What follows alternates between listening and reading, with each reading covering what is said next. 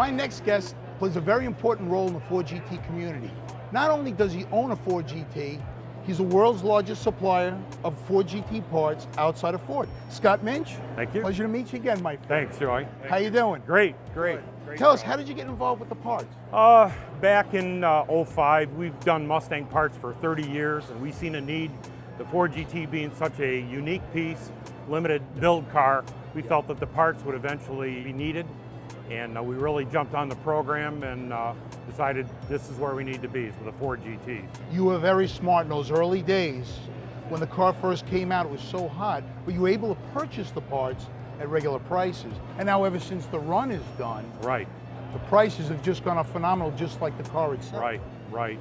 We were able to buy quite a bit back in the day when prices were, a lot cheaper than they are today, and we took advantage of that. We stocked a lot of inventory, and pretty much been sitting on it for quite a few years, but knowing that the need would be there eventually. For a while there were guys going with aftermarket pulleys, tunes, different valve covers, bling packages as we call them.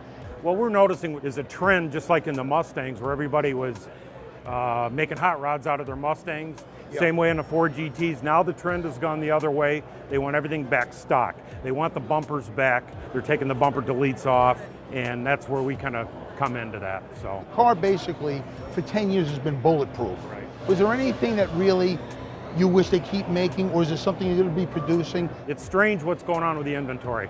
They'll run out, they'll get it remade. Like the hubs, for instance, the four-wheel hubs, those have run out. Those were gone for about almost 2 years. They just brought them back into the warehouse.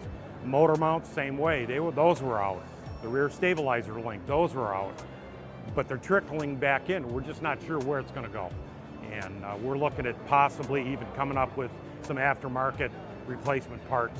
Is there any way that you think you're going to be getting the patents on these or anything like that, that Ford will actually sell them? I doubt it, seriously doubt that. Ford's pretty tight on that, which is a good thing for all of us, that they do hold it tight.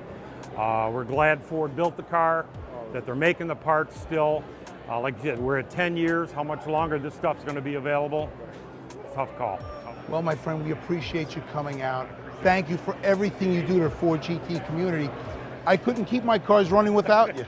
Scott, thank you once Joey. again. Okay, guys.